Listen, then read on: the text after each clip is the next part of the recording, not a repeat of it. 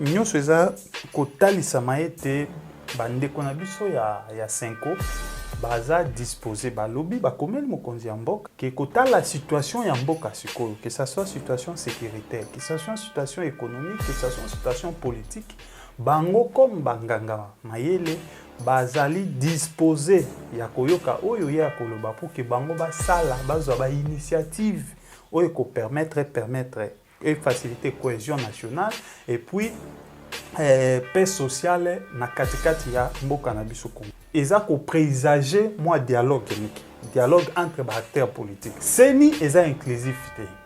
Cour constitutionnel eza inclusivité. Loi électorale eza pe inclusivité. Ça sent les dialogues, ça sent les partages. La non-tenue des élections qui est déjà prévisible. Soki bolobi bokende na élection eza fantaisie bozo sala parce que condition ya élection transparente eza réunité. Condition élection inclusive eza réunité. Na ba condition wana eza lokola tozo accompagner ndeko Félix Tshisekedi a gagné na kaka élection. Yambaki yango ndenge ni déclaration ya Moïse Katumbi mais aussi Martin Fayulu sur Maïmatadi position sur enrôlement oyo pour bayeti kasa ezali privilégié to pe favoriser. Biso tozo landa ba information awa comment ba ndeko na biso ya Kasai bazo kima mboka pona nzala. Misusu bazo kende na Katanga, misusu bazo ya na Kinshasa, talebele batondi awa na ba moto moi butu ndeko. Bongo bango batikali kuna muke nombre na bango eleka ya Katanga na ebele. Place yo bango bongo nombre ke tondi sana au Katanga. Bongo nombre ya bato ya Kasai baleka Katanga na ebele, ça sent déjà mauvais. Président de la République pe aza ya Kasai. Donc pona denika di malokola ya aza Kasai. Mokonzi mboka ta aza Kasai.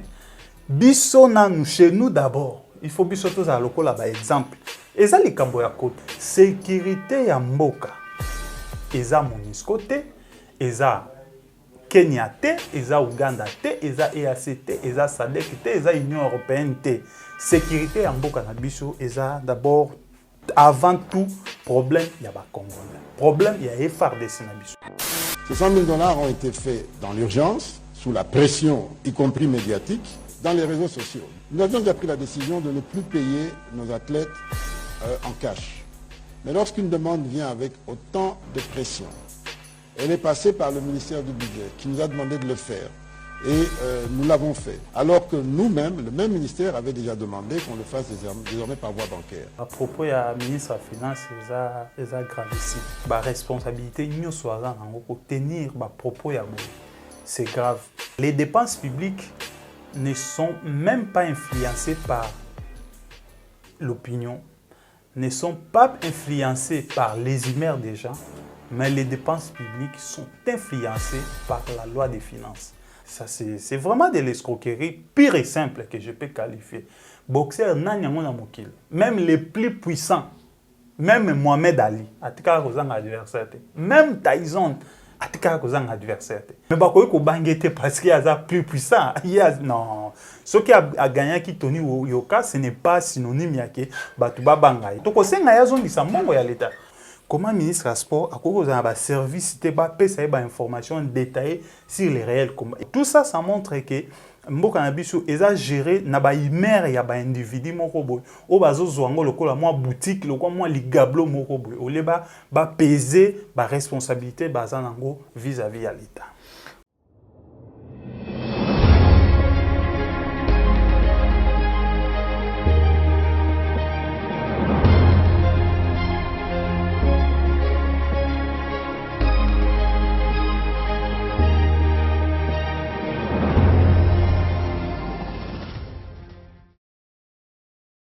Bote bandeko balandi ya Plus Clair Télévision, la chaîne de vérité. Bote bandeko balandi ya émission Vérité de tous côtés. Vous allez belé, ba ebozui libaku ya kolanda émission Vérité de tous côtés ya mukolo mwalelo o tozali na esengo ya koyamba pona bino mwana mboka Gauthier Bomandeke azali bongo analyste politique moko ya bilenge o bazali kobunda pona bosomi pona changement ya mboka na biso République démocratique du Congo.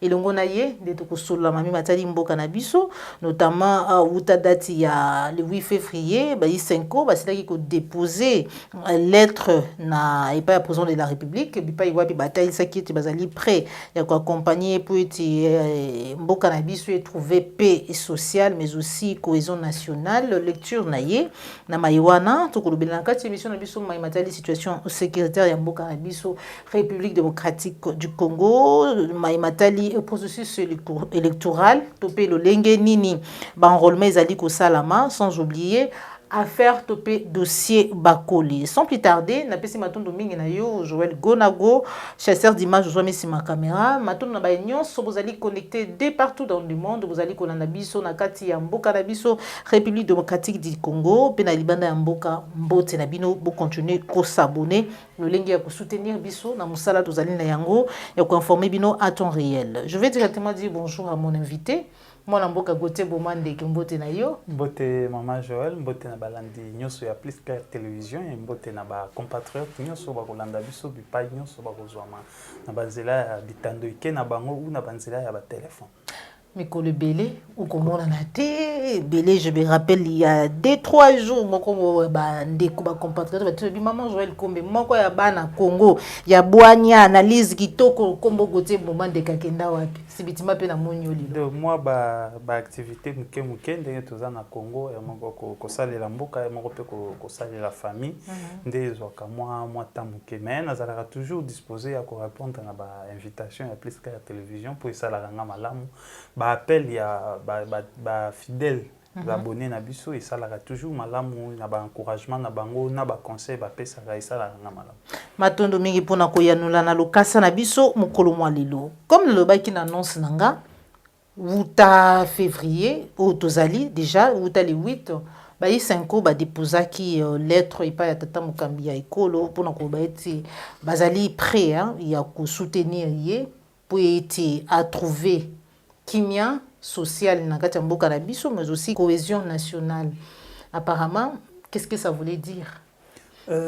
Maman Joël, na suivi vraiment mukanda na te parce que ils en ont gardé entre ba évêque mais kolanda na ba déclaration annonce ya mémoire nyonso eza kotalisama ete bandeko na biso ya Senko baza disposé balobi bakomeli mokonzi ya mboka surtout na paragraphe ya suka ndenge bango moko bapesi bayebisi mokonzi ya mboka que kota la situation ya mboka sikoyo que ça soit situation sécuritaire que ça soit situation économique que ça soit situation politique bango comme banganga mayele bazali disposé ya koyoka oyo ya koloba pour que bango basala bazwa ba initiative oyo ko permettre et faciliter cohésion nationale et puis paix sociale na katikati ya mboka na biso Congo. Mais maman étant que analyste ndenge biso to manyola ka toza ba congolais elingi ko loba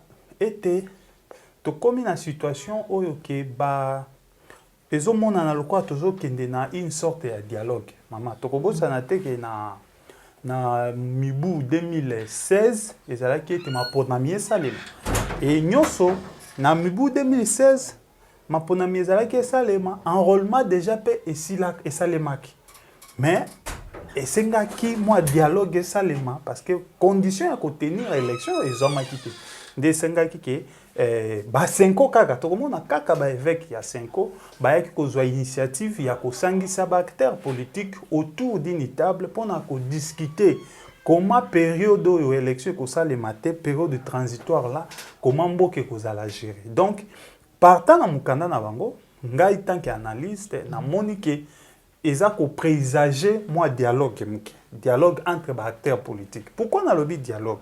Ce que tali na opposition actuellement opposition bazoloba élection eza inclusivité. Pourquoi déjà seni eza inclusivité. Cour constitutionnelle eza inclusivité. Loi électorale eza pe inclusivité parce que ezo sangisa batu nyonso te batu tout te baza d'accord. Or biloko wana misatu yango nde esalaka ke mboka tokende na ba élection ya kimia. Malheureusement na ko désigner ba animateur ya seni classe politique ba trouvaki bazalaki d'accord te. Bokabwani zalaki. Na ko désigner pe ba juge ya cour constitutionnelle classe politique pe bokabwani ezalaki.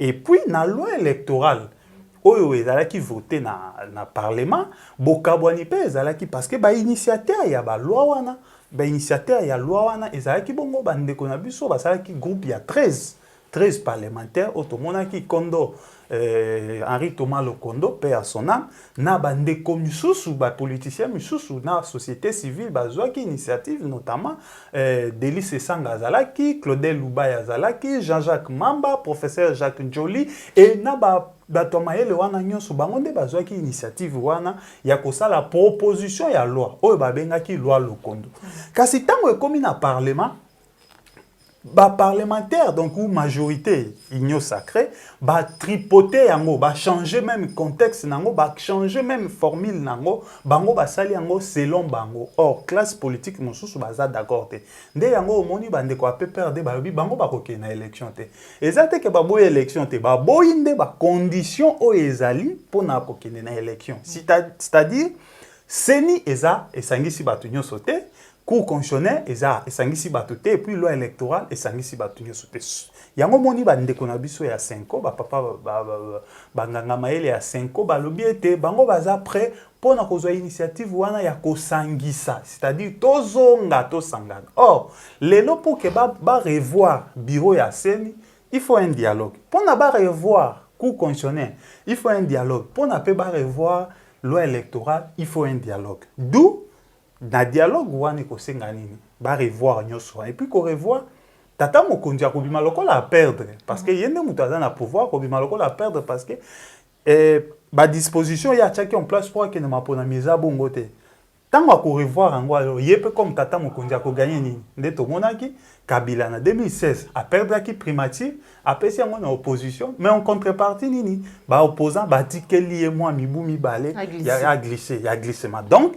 tozo kende pe na glissement visiblement tozo kende na glissement ça sent les dialogues ça sent les partages des pouvoirs les partages des responsabilités et aussi la non tenue des élections qui est déjà prévisible. Parce que maman, Joël, vous savez que Seni alobaki que ba élection à Kinshasa il faut clôturer le 23 janvier. Oui. Kasi a poussi lisusu. Ko poussa wana e ko impacter déjà calendrier na ye. Et ko impacter calendrier. Tant au calendrier ko allait impacter d'où date il y a le 20 décembre. Eza e ko maponami ko sale malisuté. Conséquence, maponami ko sale manaba juillet 2024. Donc d'où anoyo eza mo mbilinga pour que maponami sale madou la nécessité o ba évêque ya 5 balobi ke il faut bazwa ba initiative wana ya kosangisa pona cohésion nationale qui miezala parce que ce qui ba sangani te to komi mubu en élection salemité moi mbutu ko mais de l'autre côté bayi politique to ba ete bazo bazali une opposition lelo bazali ko persister et puis ko signer na ngambo na bango ete esengeli to kende na maponomi pas question ya dialogue to pe glissement non bakolo ba maponomi to ko kende ndenge nini ndeko nalandi mokanda ya case commission ya observation ya électorale africaine je crois il se retire moko boy bakomeli kutu vraiment bacandidat oyo balobi ke baza bacandidat Moïse Katumbi Martin Fayulu Mukwege Delis Esanga cité bango nomima na mokanda wana balobi boye soki bolobi bokende na élection eza fantaisie bozo sala parce que condition ya élection transparente eza réunité condition ya élection inclusive eza réunité na ba condition wana eza lokola tozo accompagner ndeko Félix Tshisekedi a gagné na kaka élection ou à ça la formalité moko boya ko gagner parce que le lope soko yoki na ngambu ya moi bandeko misusu ya union sacrée baza koloba boye balobi non président Félix a ko gagner na kaka ba élection soko tuni a ko gagner pour ani babi azana seni na cour constitutionnelle. C'est-à-dire, d'où il faut saigner na cour constitutionnelle, revoir ango et puis to kokena ngo bongote. Bandeko ya opposition o bazo loba ke to kenena ba élection coûte que coûte, bazo tenir compte kaka na respect à délai constitutionnel. Mais sur le plan il y a préparatif et organisation, ba conditions za réunité pour to kenena ba élection il y a bien. Ko satisfaire tout le monde et surtout oyo répondre réellement na volonté aux populations à exprimer yango na ba ir. Est-ce que ozali ko yamba yango ndenge to yamba ki yango ndenge ni déclaration à Moïse Katumbi mais aussi à Martin Fayulu sur Maïmatali processus enrôlement oyo ko bayeti kasa ezali privilégié to pe favoriser. Bon, et ngai nako nga nazo regretter moi muke na système ya démocratie na biso, système électoral na biso. Denis Kadima aza ya Kasai. Président de la République pe aza ya Kasai. Donc pour na Denis Kadima lokola ye aza Kasai. Mokonzi mboka pe aza Kasai. Biso na nous chez nous d'abord. Il faut biso to za lokola ba exemple. Eza likambo ya kota ndenge moko pe to monaki ndeko Ngoyi Mulunda na 2011 ou ndeko Malumalu pe azalaki ya Este.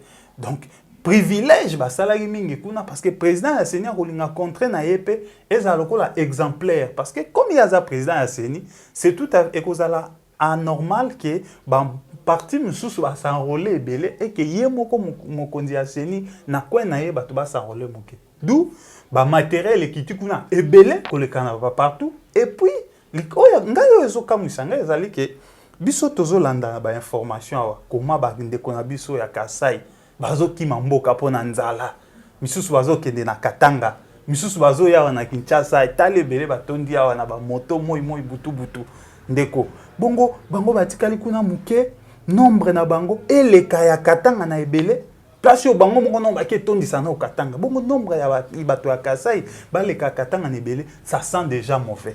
Et le fait que ça sent mauvais, or la démocratie ou les élections, les seuls moments où il faut permettre mboka ezala lisusu ini davantage et démocratie na biso et kende liboso et non et diviser batu et puis démocratie na biso ezongasi. Matondo mingi mwana mboka Gauthier Bomandeke tozali kokoba na émission na biso émission vérité de tout côté bipa yepi tozali kosolola Mami Matali mboka na biso situation sécuritaire République démocratique du Congo na banza yetu yebi uta agression ya Rwanda na nzela ya M23 tosali ba sommet ebele ba mini sommet ba fait des routes ba accord ebele ya suka ezali euti kosalama na Addis Abeba mais avant yango moko esalamaki na Bujumbura bipai wapi bazali kozoba même décision retrait ya ba M23 na ngonga o ba pesi bango kino na date ya le 30 mars. Mais aussi maebele déjà c'est là que l'obama na ba fait des routes misusu na ba chumini sommet misusu. Est-ce que cette fois-ci tu peux espérer changement parce que déjà yo ki lo lengeni ne pinga EAC ba se répartir ba localité ba territoire na kati ya Nord Kivu puis Sud. Maman Joël avana na yanola nako tanga ndeko moko artiste musicien moko ya Afrique Tikenja Fakoli ayemba nzembo moko titre yango on a tout compris na nzembo wana zoloba boye a expliquer ba politicien basala kani ba pelisi moto et na sikma ko pelisa moto ba ye ko sala neti ba jouer na ba sapeur pompier donc ils allument les feux ils l'activent et après il fait jouer aux pompiers. Par là, na ngai na loba boye ndeko Joël oyebi ke M23 ezalaka na M23 de ezalaka CNDP na 2008 il faut bande ko bayebaka histoire ezalaka CNDP na 2008 conférence moko esalemaka na Est Joseph Kabila kendaka akutanaka na Kagame ezalaka na Est baye ko signer accord wana ba signaka ngo le 23 mars 2008. Donc, il y a un mouvement M23. Donc, M1 est à mars. 23 est le 23 mars. Donc, mouvement du 23 mars. Il y a un M23. Bazo revendiqué accord au Basignaka le 23 mars. On ne Kabila Signaka na bang. Qu'est-ce qui accord en Yoruba qui Bati Kamandoki va réintégrer force nationale et puis en conséquence, Batika, Bazala, groupe armé, Bakoma, Basa la partie politique. Basa la partie politique, ba intégré parce que Mboke comment est déjà na voie ya démocratie. Tina Babitumbe Zala qui se soute. Batika kipe, Bamisusu, Bakota qui na forces armées. Et de 2008, 2011, Basala Kamakele l'été. Ma ponomie Salemi en 2011, Ndeko Kabila a gagné. Ndeko Tshisekedi a l'ouai que Bayibiye parfois. soudain mouvement wana Etienne Tshisekedi mouvement wana M23 baye kolamuka babite il faut ba revendiquer application ya accord de baye kubanda babandaki na 2012 et ça le marqué juste 4 mois après l'élection ya Ndeko Kabila parmi ba revendication na bango balobaki ke bayibi Ndeko Tshisekedi pouvoir donc bah comment qu'il lokola ko militer pour na pouvoir ya IDPS. Ce que Batouazo comprend, bah comment ils militaient le roi pouvoir à IDPS. D'où ils avaient eu des contacts avec les responsables de IDPS à l'époque. Parce que Bango IDPS a un mouvement non violent, Asimba Ramandou quitté, mais Bango Basimi Mandou qui pour revendiquer non seulement accord mais aussi Mouyibia élection dengue et Salemaki. Ndi babanda qui IDPS a comment qu'ils soient moins en contact na Bango. Jusqu'à ce que forces armées à République et pour vaincre Bango. Je crois qu'il y en a après. Bah, comment qui dit, même si ville à Goma, des armées congolaises à l'époque et vaincre Bango. Et armée vaincre Bango, bazala qui dissous, bah se retirer na Goma, bah zonga qui bah misu bah kenda qui na Rwanda, bah misusu bah tika qui na Bango. Bah mouvement et tika qui actif et ça qui bah mouvement misusu. Bah maïma ya kotumba, bah mouvement wana misusu nde tika qui na mouvement. Kasi M23 et Koufaki. Maintenant, tant que Félix a eu pouvoir, soudain tout le monde est kaboué, balamouki.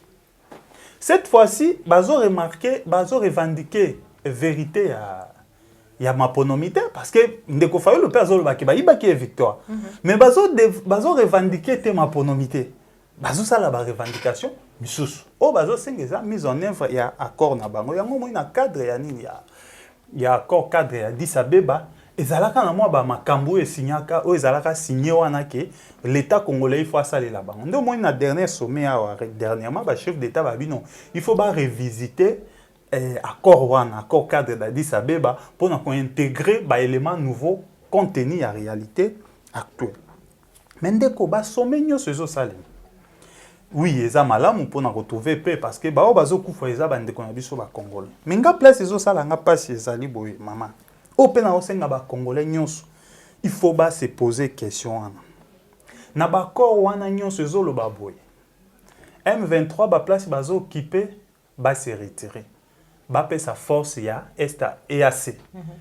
Force ya EAC nde ba ko occuper place ba force ya M23 bazalaki.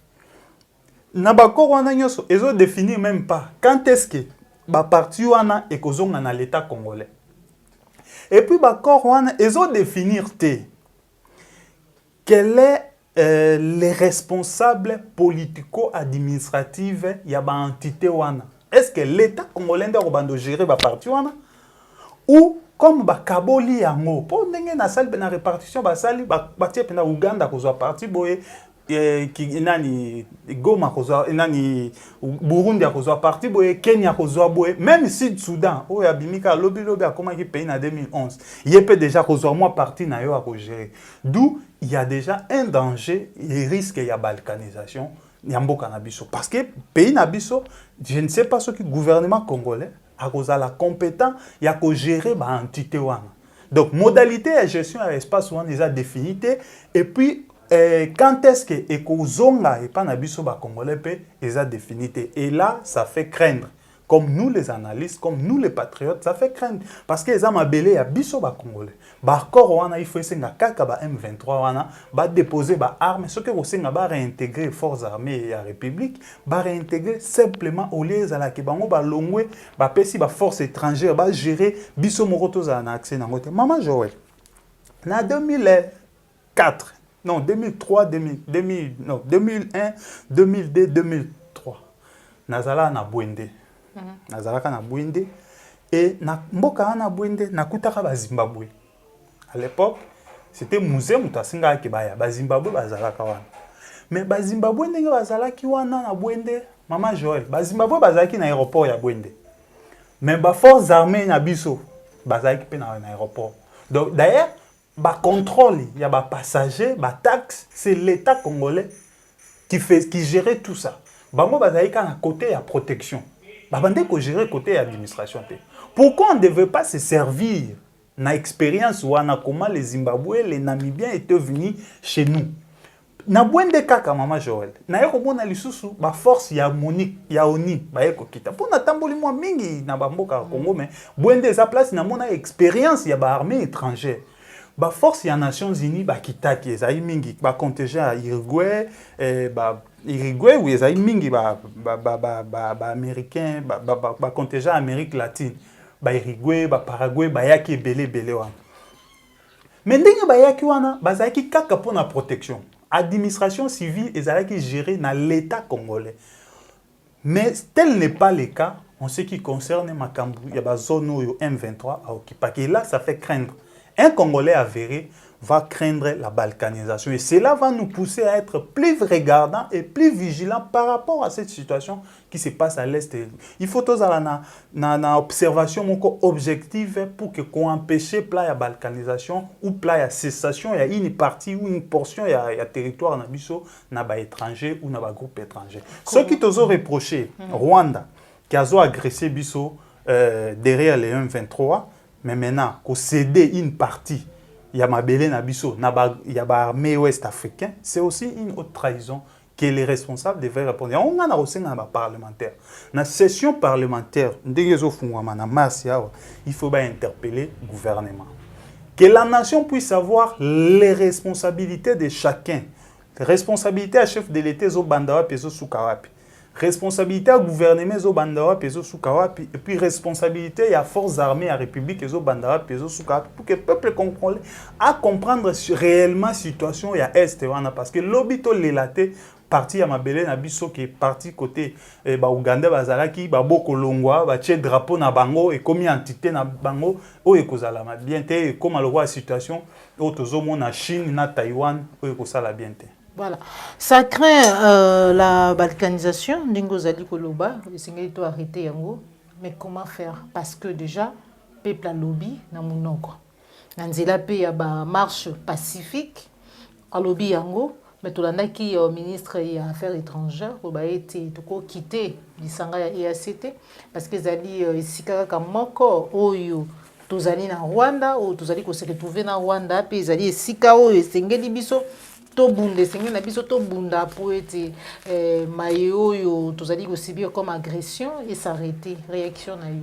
Non, ce qui ndeko na biso ministre des Affaires étrangères à lobby bongo ngana ko regretter moi muke parce que na kati to ezaka organisation sous-régionale mon côté tozana Rwanda na kati. CGL tozana Rwanda na kati même na SADC Rwanda azana kati. C'est-à-dire ce n'est pas seulement EAC. EAC coûte ça kaka pona ba pays à est.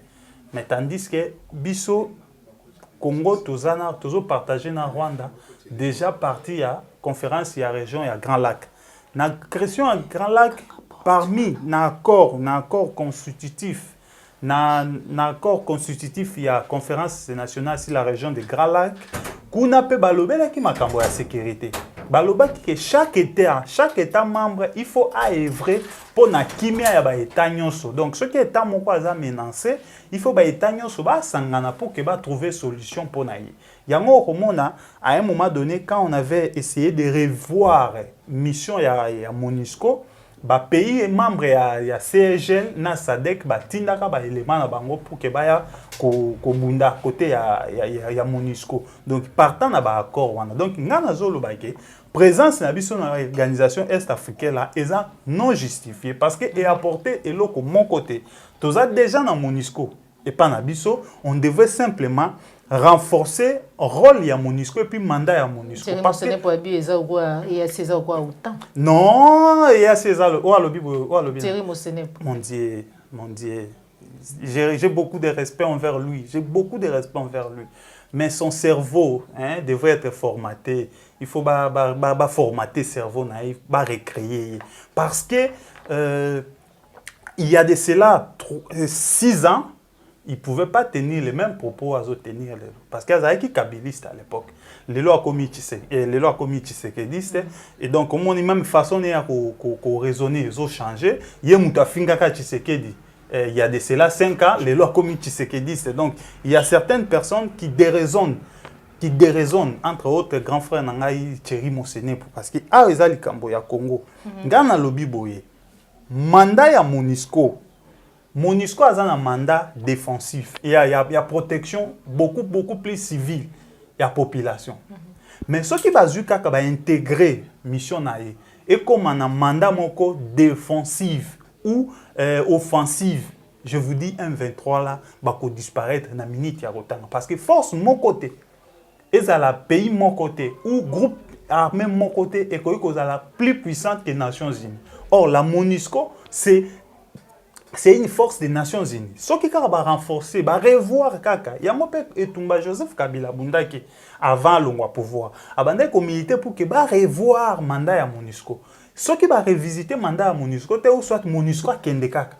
Et Tumba Kabila qui bongo. Qu'on revoit, c'est-à-dire na ba mandat na place botia à protéger cas civil, mais aussi à comment protéger peut étendre il y a parti à mboka na biso. Ce qui va intégrer kaka yango eza mala, mais entre autres maman Joël. Sécurité ya mboka eza MONUSCO te, eza Kenya te, eza Uganda te, eza EAC te, eza SADC te, eza Union Européenne te. Sécurité ya mboka na biso eza d'abord avant tout problème ya ba Congolais. Problème ya FRDC na biso. Il faut ba équiper FRDC ba zo soin na bango malamu, baza capable ya ko repousser mouvement sur rebelle na kati ya mboka na biso. Mais tant que toujours négliger FRDC na biso pour na tout faire la confiance na ba armée étrangère, to banda toujours ko tourner en rond et mboka na biso ko zalaka toujours menacé. Parce que même ba force wana ezate ke bazoya na mbongo biso l'état na biso pe azobimisa mbongo pona kopesa. Et mbongo l'état azobimisa pona contribuer eza ba mbongo amikete, ce sont des millions. Et les mêmes millions là, ceux qui l'État a mis par exemple 50 millions pour contribuer dans le mandat à EAC. Pourquoi pas quand même 50 millions en a? Ko tia yango na FRDC. Ko sombela bango ba équipement, ko équiper bango bien, ko futa bango bien. Ceux qui soda vraiment à FRDC, azolia malam, aza mieux équipé. M23 ba côté le matin. Matondo mingi mwana mboka Gauthier Boumandeke. Affaire Martin Bakoli, les boxeurs congolais. 100 000 et bimaki pour la préparation à combat naé na caisse ya l'État, mais juste après tant à déplacer à comme la bande mboka le combat ezalité jusque là ba boxeur nyonso bazali ko banga ye depuis beta ki toni yoka et que ba kuzela ba lukela ye challenger ba lukela ye moto ya kobunda naye alors que misolo bimaki na caisse ya l'État parce que Azalai ko se préparer pour le combat le 4 mars 2023 Tozaï. Il y a plusieurs réactions et salami, notamment il y a mon quoi Bapadi Sango. Oyo alobi na ba journaliste, ba confrère naie, mais aussi bino banaliste ba yo ba mimita qui point de vue ya kuluka koye ba participation naie, topé présence naie na ma union so elekana ki wana. C'est pour bon on a biso ebimaki, alobi ete azali na réponse ya kopesa bino de toute explication, mais finalement ministre ya finance Nicolas Kazadi a seli ko réagir pe, alobi ete Bissolwane Bimaki sous pression, il y a des réseaux sociaux. Tout on a une image cordon puis Mafikou. On se retrouve tout à l'heure. Facile. Regardez l'incident qu'il y a eu dernièrement avec un paiement qui a défrayé la chronique pour les 100 000 $.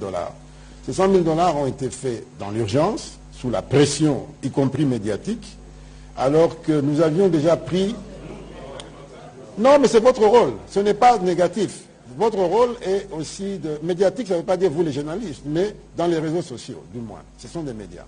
Eh bien, lorsque nous avions déjà pris la décision de ne plus payer nos athlètes en cash, mais lorsqu'une demande vient avec autant de pression, elle est passée par le ministère du Budget, qui nous a demandé de le faire. Et nous l'avons fait. Alors que nous-mêmes, le même ministère avait déjà demandé qu'on le fasse désormais par voie bancaire. C'est des choses qui peuvent arriver. Et il faut que, et d'ailleurs j'en profite pour demander à tout le secteur sportif de mettre à jour autant que possible la liste de ses affiliés, c'est-à-dire des sportifs, de manière à ce que chaque fois que des paiements viendront, qu'ils puissent les recevoir par voie bancaire. Donc c'est un effort collectif, c'est dans cet esprit que nous avons fait ce communiqué au gouvernement. Ce n'est pas une question d'aveu, nous n'avons rien à avouer ou à cacher. Nous sommes un des pays en Afrique qui est le plus transparent en matière budgétaire. Toutes les observations électorales, les observations économiques le reconnaissent. Et donc, nous continuons dans cette transparence. Si c'est une faiblesse, c'est dommage. Voilà, on a dit réaction, Anna. Dans la union, vous avez dit que l'Obama, réaction, on a eu mon amboka, Boutier Bomandek. Non, d'abord, ma propos à ministre des Finances, c'est gravissime. C'est grave. Pour un État, pour une personnalité, avec ma responsabilité, nous pour tenir ma propos à bout. C'est grave. Les dépenses publiques ne sont même pas influencées par l'opinion, ne sont pas influencées par les humeurs des gens, mais les dépenses publiques sont influencées par la loi des finances. La loi des finances qui est le budget en Mboka. S'il y a des lignes budgétaires qui ont prévu une dépense, c'est tout à fait normal de réaliser. Mais s'il n'y a pas de lignes budgétaires qui prévoient ce genre de dépenses, d'abord, c'est une violation de la loi des finances. De deux, Mbongo, même ceux qui va servir, il y a $100,000, certes c'est un compatriote, est-ce qu'il fallait qu'on paye beaucoup en espèces? Il n'a pas un compte bancaire jusqu'à son niveau. Même l'État aussi, l'État lui-même comme État, il pouvait, loi et péquissi, qu'on servir moutou, au-delà il y a $50,000. Au-delà, qu'on servir en espèces. Transaction en espèces, c'est qu'on dépasser 50. D'ailleurs, la loi parle même de $10,000, équivalent à $10,000. Qu'on paye sur un mobile. Ce qui est comme montant, il faut bâtir un compte moko ya banque. Et puis peut-être qu'on banda uzongo pour. Mais biso tout le monde $100,000 et puis eux ils ont vraiment malamouté et puis ils ont payé sa image ya malamouté pour namboka na biso. Na landi pende ko bakole o alobi a commis mais azan adversaire. Ça c'est de l'escroquerie. Ça c'est vraiment de l'escroquerie pire et simple que je peux qualifier. Boxeur même les plus puissants, même Mohamed Ali, adversaire. Même Tyson, adversaire. Comment, même dans la règle élémentaire, il y a boxe. Dans la catégorie, il y a poids lourd. Dans poids lourd, il y a toujours des adversaires. Peut-être 2 semaines ou 3 semaines avant le combat, peser poids na bino. Ceux qui vous a poids moko. Ceux qui peut-être l'équipe adversaire non a 5 kilos. Comme vous avez contacté, pesi yo ça la moins régime qui va perdre peut-être 2 kilos, il va commander du localia pour amatsa moins kilos pour créer équilibre. Mais bah quoi bangete parce qu'il y a plus puissant. Non, ce qui a gagné qui Tony Yoka, ce n'est pas synonyme yake batuba bangai. Donc on est à union sur moya koloba pour justifier $100,000 na iwana. Biso tozo zelaka le date ya combat. Ce qui combat est nous on va faire des réactions. Toko senga ya zongi sambongo ya l'État. Ce qui combat est azongi sambongo ya l'État na caisse ya l'État parce que mbongo wana ekoki ko sunga makamususu championnat na biso nanu. Lina foot na biso ezo souffrir ezo sanga ka ba mbongo ya mike wana o ekomi ata $500,000. Alors individu moko bo pesi $100,000 pendant que combat ezate. Puis autre chose muta senga ki mbongo wana bimanga na monaki lettre ya ministre ya sport. Comment le ministre du Sport a cause d'un service de information détaillée sur les réels combats. Il ne faut pas dire parce qu'un boxeur a un bureau, a un combat telle date, et le ministre des Finances et le ministre du Sport ont engagé l'État pour qu'il y ait un pendant que éviter ceux qui combattent. Donc tout ça, ça montre que mboka na biso eza géré na ba imère ya ba individu moko boy o bazo zwango lokola moi boutique lokola moi ligablo moko boy o leba ba peser ba responsabilité baza nango vis-à-vis ya l'État.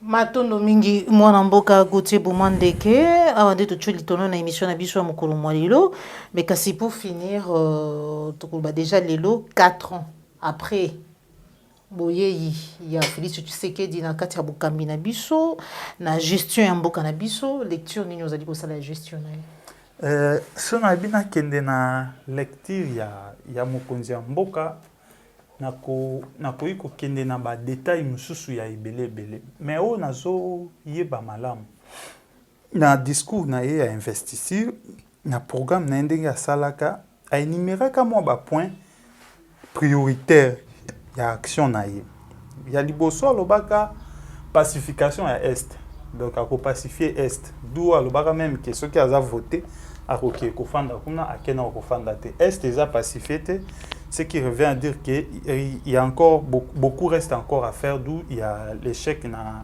côté wana. Autre chose à l'obaki ezaki programme ya o intitulaki yango vaincre la pauvreté. Donc c'est-à-dire pauvreté l'ingaki ezala vaincu na mboka na biso. Malheureusement les Congolais vivent toujours dans la pauvreté, les Congolais vivent toujours dans la misère. O mususu alobaki pilier mususu ezalaki couverture santé universelle. Aujourd'hui na habité sur couverture santé universelle ngo ezosalema na hôpitaux nini, ezosalema na ba campement nini. Donc ce qui revient à dire que côté wana pe moi mbilinga ezali pe donc résultat de monanité en ce qui concerne couverture santé universelle. Alobaki pe lisusu ako créer ba milliardaires congolais. Utile l'autre zozila tout le monde a ba milliardaires au bazar qui créé non pas par ba mbongo ya l'état ou ba yibi mais par la création ya ba classe moyenne par rapport ya ba activité économique tile l'autre tout monde ina noté. Donc pour moi je pense que partant ba jujaka mutu par rapport à ce qu'il devrait faire na ce qu'il a fait. Donc oya sala qui promesse qui a ko sala totali to évaluer yango ce que sale mindenge nini. Mais pour Ndeko Félix, moi je pense que les 5 cas ici, c'est un bilan qui, je ne peux pas dire que c'est totalement négatif, mais au moins en grande partie, le bilan est négatif en grande partie. Au-delà des efforts, certes, au-delà des efforts, mais le bilan est en grande partie négatif parce que c'est la population qui devait être satisfaite voyant les espoirs. Oui, Botama qui est président Félix a qui pouvoir espoir ou ce que talent on a bilonga congolais au talent pas congolais lolo ils a vraiment à kokita ils a sauté donc chaque congolais a déjà perdu l'espoir et aujourd'hui tout ce qui se dit c'est seulement que non té abo ata saline l'autre côté à kolekana kaka parce que seni na coup constitutionnel eza et na koyebisa ba congolais kozala na seni na kozala na cour constitutionnel yango ezo garantir élection te élection eza volonté ya peuple et ce que lingi ba yiba victoire na yote il faut la vigilant il faut sacrifier journée na yo ya ko voter ou voter aux élus ba afficher résultat au tali ce que eza réellement oyo votaki au kenda kuna yo au sepela oya ko bima abimi que le meilleur gagne mais la tricherie nous disons non et nous allons travailler pour empêcher la tricherie dans ce pays. Merci beaucoup. Moi, Mboka Gauthier Bomandeke pour na koyano na lokasa na biso mukolo mwalelo. Awande to tweli tono na émission na biso mukolo mwalelo. Soki message mususu yali pe numéro ya téléphone pour na baye ba ko sepela ko partager na yo makanisi. Message nanga c'est beaucoup plus na population congolaise. Toza na année oza probable année électorale. Ba candidat ba koya vers bino ebele. Bakoya na ba promesse ya lukuta bakoya na ba ko promettre bino paradis. Il faut bozala vigilant, il faut boyeba qui voter parce que vote na yo ezo sanctionner 5 ans na yo avenir. Ce que voter mabe au sacrifier mboka na pendant 5 ans, ce que voter malam au voter malam, mais pour na ba o déjà bazwa ki mandat na 2018 ko banda na président république ko kita na député national na député provincial bango bazwaki mandat na yo pendant 5 ans. Évaluer na 5 ans yango nini changer na vie na yo comme congolais. Ce que omoni ke makambo esalemi ya malamu na vie na yo individuellement, voter bango. Ce que omoni ke makambo esalemi malamu te na vie na yo individuellement, voter ba misusu oyo bakoki kosala malamu contrairement ya ba oyo bazwi mandat. Et puis na ba jeune oyo baza ko inspirer na ba candidature. Chers jeunes, je vous demande ceci. Vous devez apprendre d'abord les notions élémentaires de la gestion de la chose publique. Apprendre auprès des aînés. To identifier ba faille ya ba kulutu na biso une fois que to komiwana pour que to changer. Mais ce que je peux dire à tous les Congolais, c'est que to garder espoir. Mboka na biso ekobongaka tôt ou tard ekobonga. Je suis Gauthier Bomandeke, je suis analyste. Mon numéro de téléphone est plus 243 89 60 13 451. Plus 243 89 60 13 451. L'idée, ça va. L'IDEA, c'est mon parti politique, c'est mon parti politique, mon président Claudel, que je le salue d'abord, mais je ne parle pas au nom du parti. On a tous les cas, ouais, non, il va très bien, mon parti va bien. Donc ma couleur politique est là, je suis de l'IDEA originelle, mais nous sommes dans un parti organisé, nous sommes dans un parti structuré. Je ne peux pas parler au nom du parti sans avoir un mandat. Les analyses que je fais, les propos que j'ai tenus, ça n'engage que moi comme Congolais. Ça n'engage pas mon parti et je ne parle pas au nom de mon parti. Je n'ai pas parlé au nom de mon parti.